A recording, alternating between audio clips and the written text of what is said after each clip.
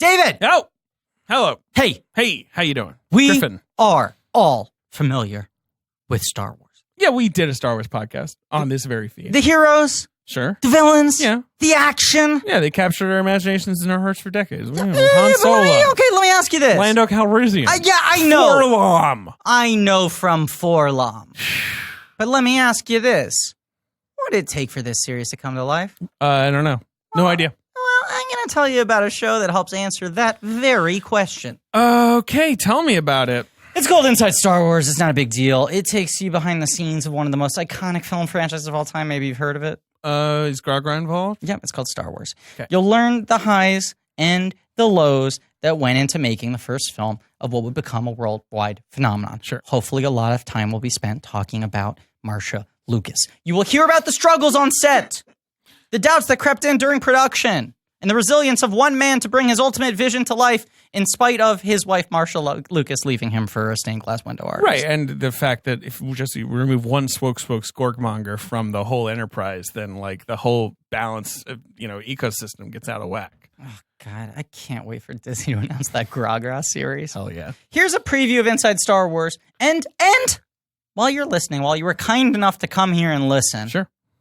why not just go ahead and subscribe to Inside Star Wars wherever you listen to Blank Check, whatever platform you listen to us on. Sure. You know? Or you can find a link in the episode notes. Inside Star Wars. Subscribe now.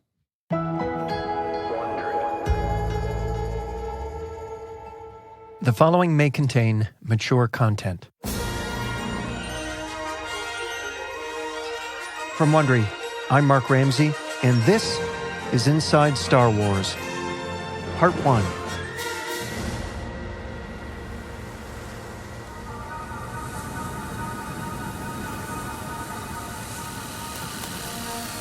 March 22nd, 1976.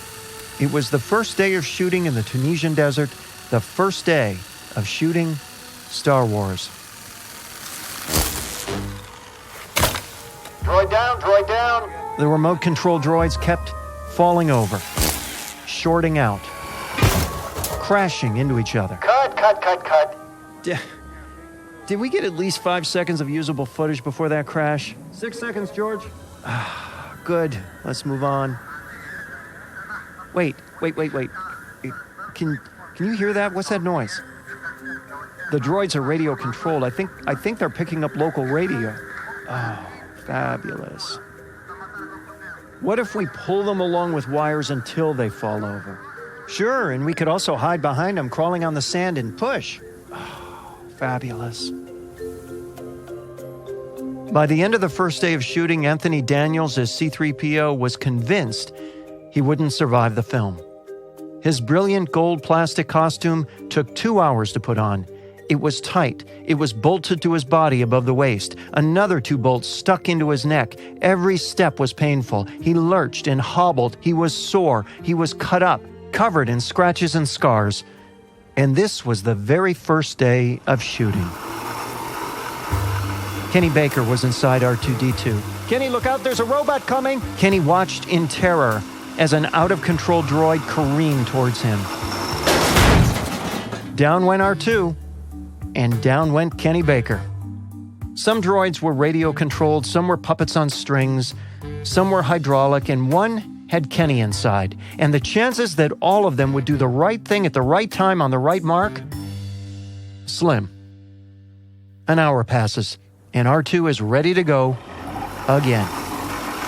Operated by remote control, R2 rolled into the distance over a sand dune.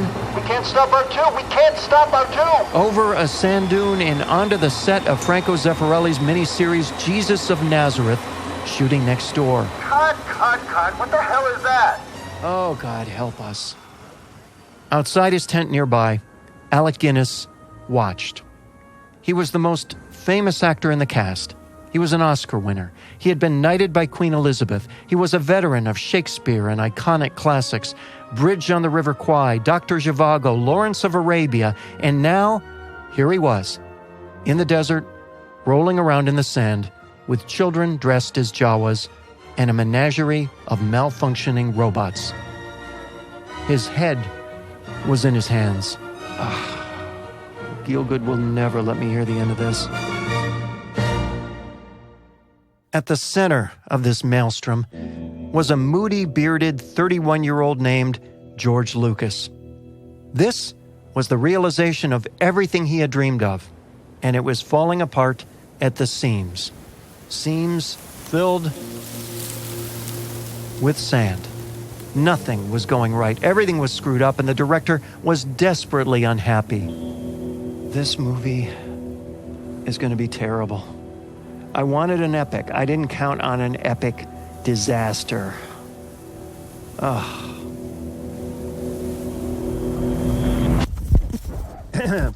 Test. Is it okay if we begin? I know we have only an hour. Sure. Okay.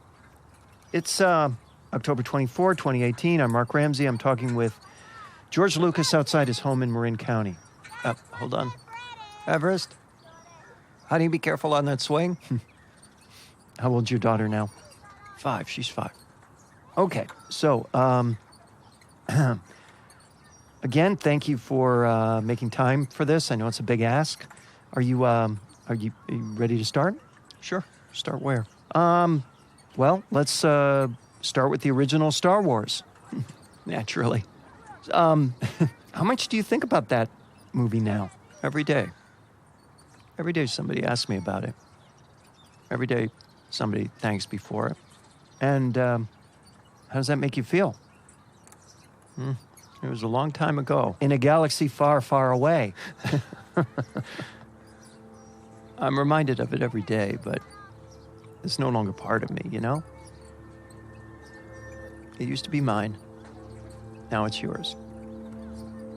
Okay, can we go back to your beginning? Do we have to? Hey, that was just a preview of Inside Star Wars. You're going to love this series. We put our heart and our soul into this thing. To hear the rest, subscribe to Inside Star Wars on Apple Podcasts or wherever you're listening right now.